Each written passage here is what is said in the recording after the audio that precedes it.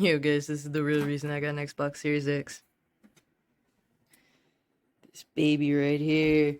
Put it into a new console, bro. That's all that matters. That's why I keep going back to Xbox, baby.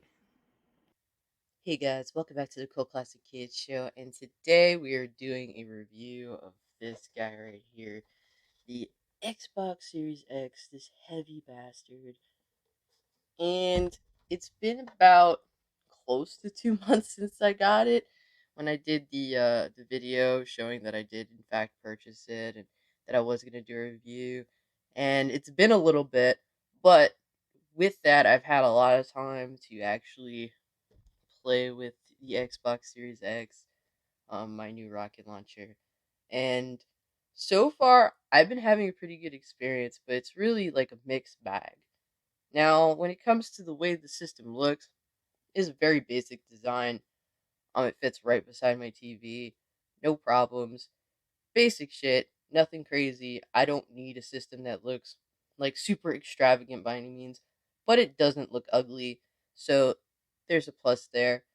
So I'm just gonna jump into probably what is my biggest negative of the Xbox Series X.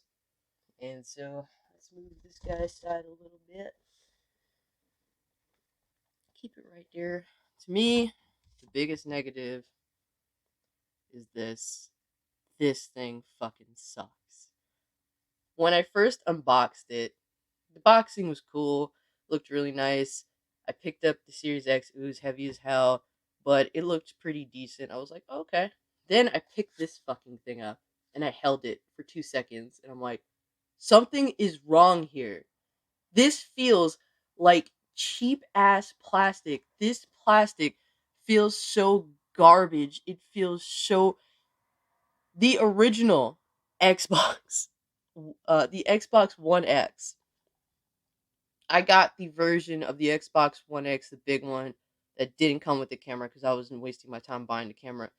And that controller I got felt way more premium than this controller. This controller feels cheap. It looks cheap.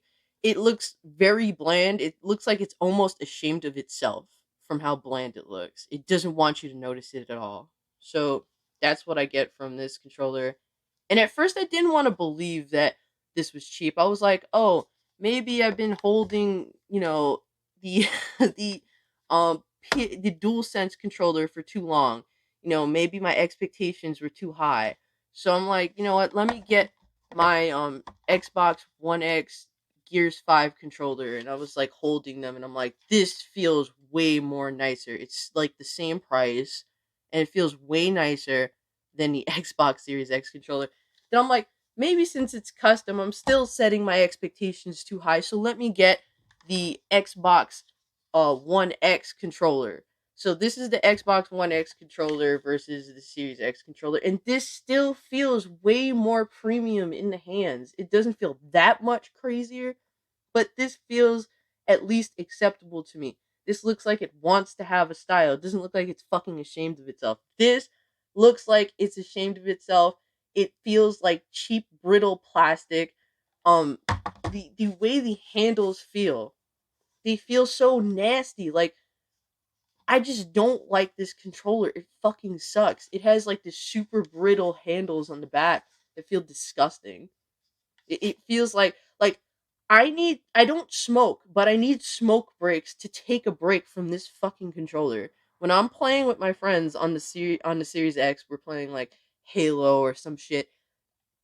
I use their smoke breaks as a break from this thing. I can't help it. It just feels so horrible. And so I did go out and I bought this controller, and given it is the same controller, but it just has just enough of a difference because this here is more of a rubber, so it feels at least better on the hands, that I can at least hold it without wanting to, um, jump off of a roof or something.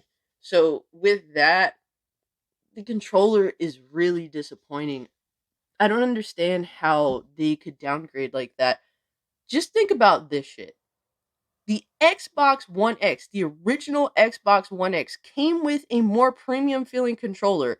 It was $500 and was boxed with the Kinect, and it could still package a more premium controller than the Xbox Series X with this controller. It is so, I can't explain how much I hate it. I really can't, guys. It's so bad. And for anyone to actually compare this fucking thing to this fucking thing and actually have the gall to say this is better, you're nuts. This I when I'm playing games, I know I'm holding a controller. I really like it just it constantly reminds me I'm holding a controller. I'm holding a controller. I'm not immersed. Whereas with this, the DualSense controller, I'm holding this and I forget that I'm holding a controller. It's just perfect, the perfect curvature for my hands. I don't get tired holding this. Everything just feels so smooth and nice. Whereas this, not smooth, not nice, feels cheap. This feels very premium. I'm holding it in my hands. And given these break, it is like, it's kind of sad. I haven't broken one yet, but a few of my friends have already gone through DualSense controllers, which is really sad, you know, but I haven't broken one yet, and my experience with the DualSense has been really fucking good. I can't complain.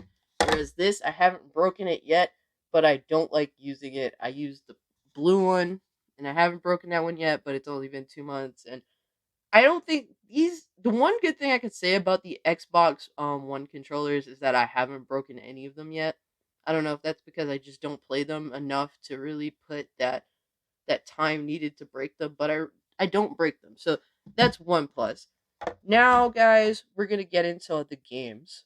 Now, when it comes to the overall gaming experience so far that I've had on the Xbox Series X, it is a really fluid experience. It's very easy to just transfer all of your info from the previous Xbox to your new one, and you're not missing out on anything. Those are two really big pluses I can give. We have definitely had some generations where we did have to leave some things behind, and the fact that you don't have to leave anything behind on the Xbox Series X going from Xbox One to Series X, I really like that. I am a very retro oriented person. I appreciate the past. I look back to the past very often.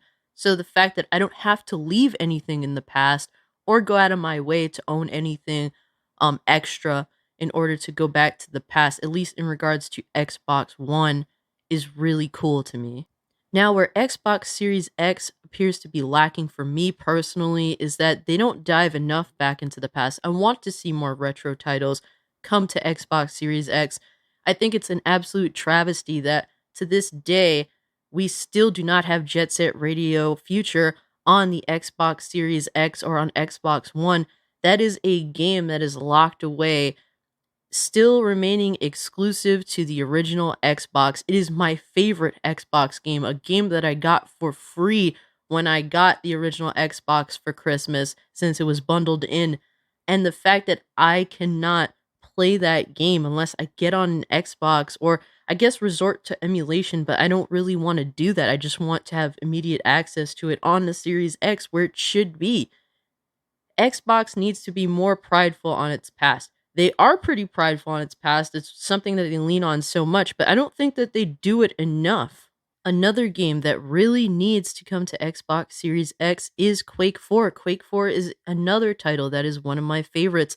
It was an early Xbox 360 exclusive, and yes, you can play it on Steam, but I just want to play it on Xbox where I originally had played it on 360. Such a good game. And with the fact that Microsoft did buy Bethesda Softworks, there's really no excuse to not bring Quake 4 to the store. But when it comes to games that have already been put out on Xbox, getting upgrades, it's actually really nice to get frame rate boosts and HDR boosts. Things like that really give the experience of these older games a nice upgrade.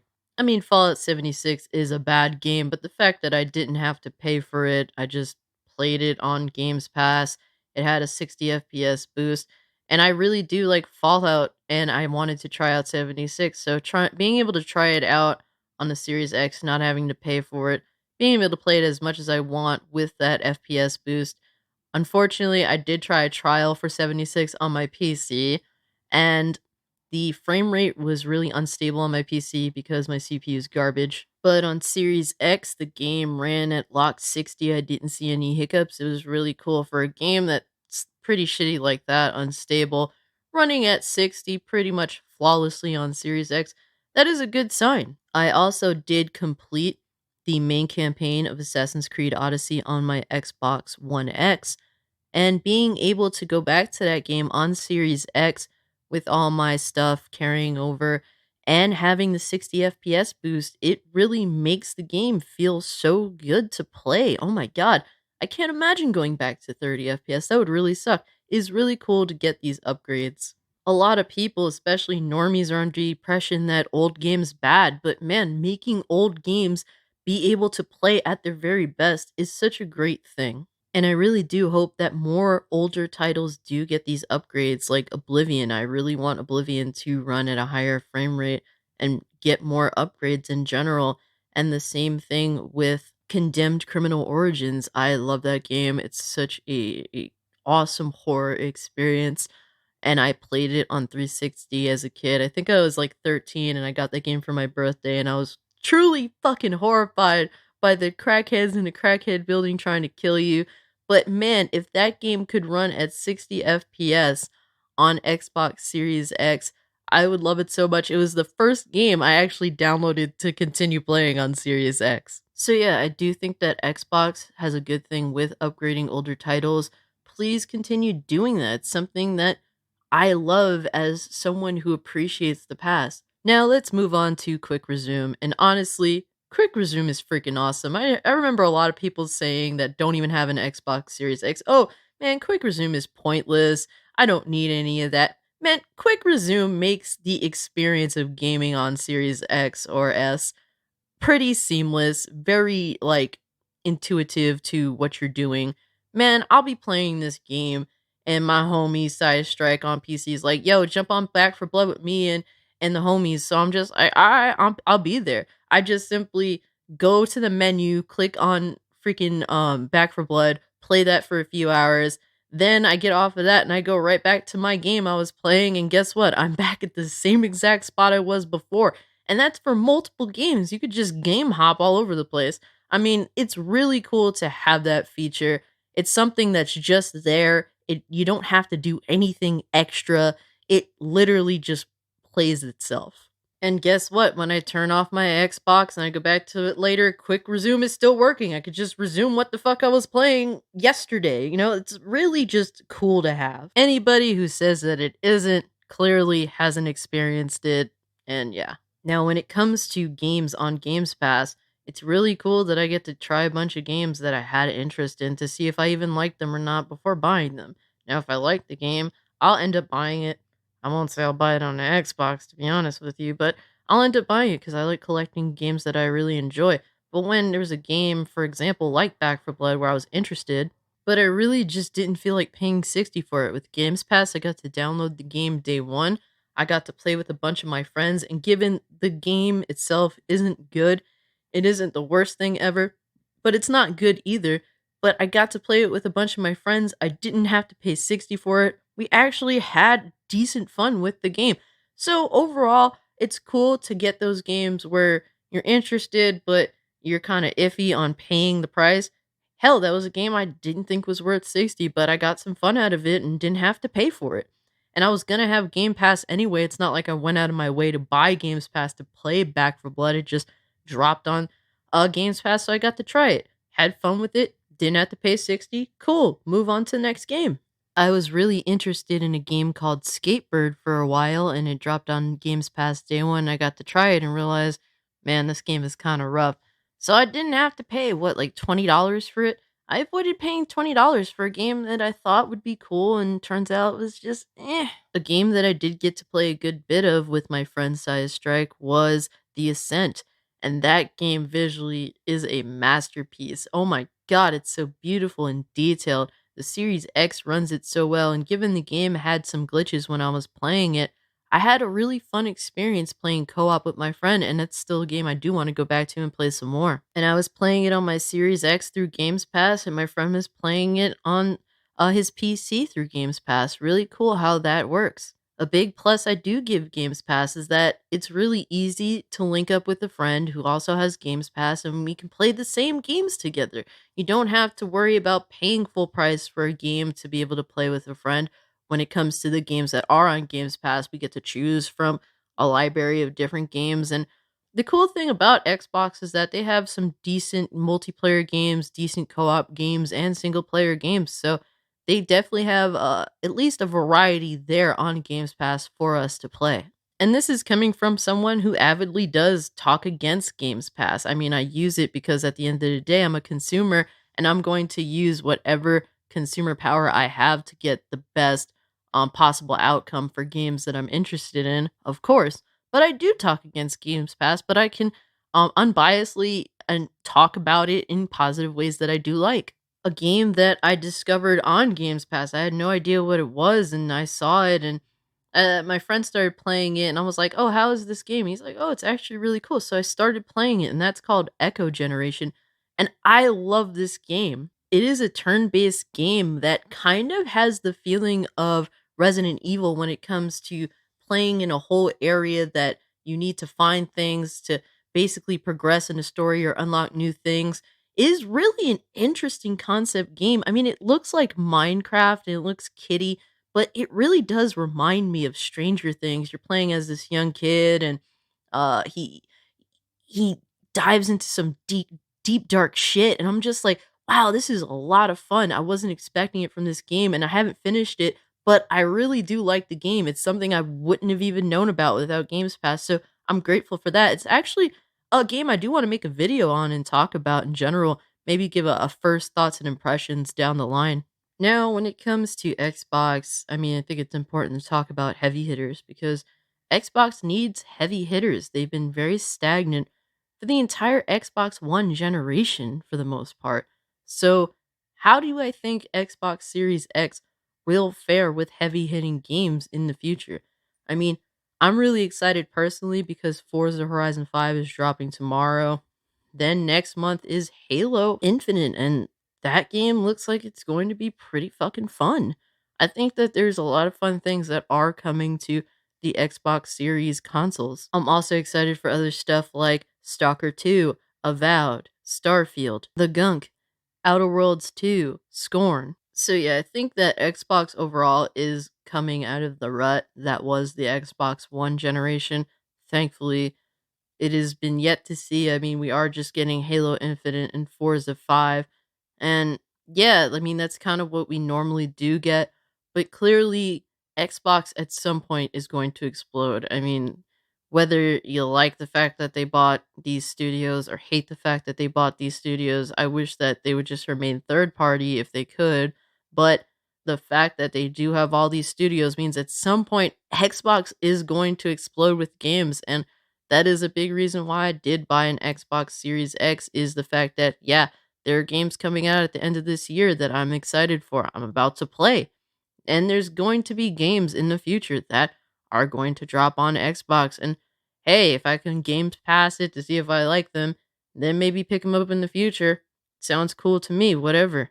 I do really like the fact that I can play with people on PC, and that seems to be becoming a more normalized thing on Xbox, so I really do appreciate that as well. The Xbox console, I've been using it, I've left it on for many hours. I've been playing it for many hours, playing all types of stuff from smaller games to bigger games, and the Xbox is really quiet. I have no complaints on how it performs, and the sound being very low is all good. And honestly, it is also a great 4K Blu-ray player. I get a lot of 4K Blu-rays and I play them on my Xbox and it for what it's worth, it plays those 4K Blu-rays really well. Now overall, I do wish that the Xbox Series X controller was better instead of worse. I do wish it had better rumble feature like the DualSense controller, and I also wish that the Xbox controller did have some sort of new features. I do like the share button on it. I think it's a really nice feature. It's what makes me use the Xbox Series X controller over my Gears 5 controller because I do need to capture stuff, and it's so much more convenient to capture on the Xbox Series X as opposed to how it was on the Xbox One X, where you had to go into the menu to request the capture. It's really weird how that works. I do just wish I can capture more than like a minute of content when it comes to capturing on an Xbox. I wish they would just give me more control over that. I feel like when it comes to the console in general, they kind of just you're in Xbox's world and you have to adapt. And I really wish I just had more power over what I was doing. I mean, despite the Xbox Series X looking like a tower, it is not a PC, guys. It is a closed box with limitations, unfortunately.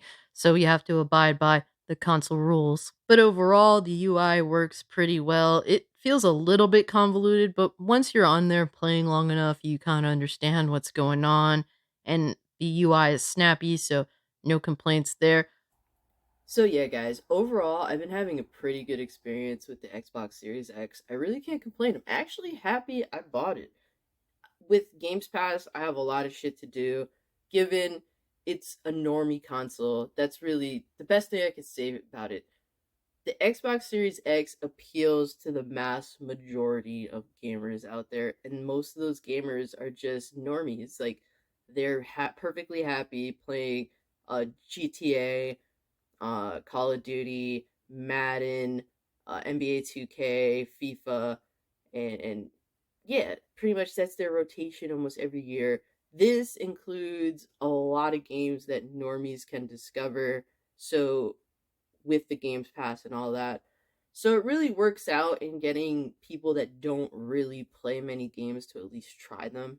I don't know how successful they've been at that, but to me, the fact that I don't really have an Xbox library in general, I sold off most of my 360 games, and the games that I really did enjoy I ended up rebuying on PS3.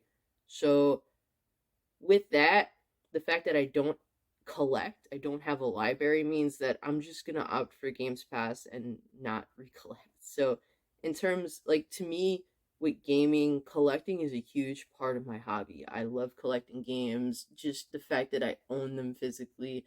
I have so many up, mostly up there. My movies are down here, my movies, my anime, and my TV shows down here.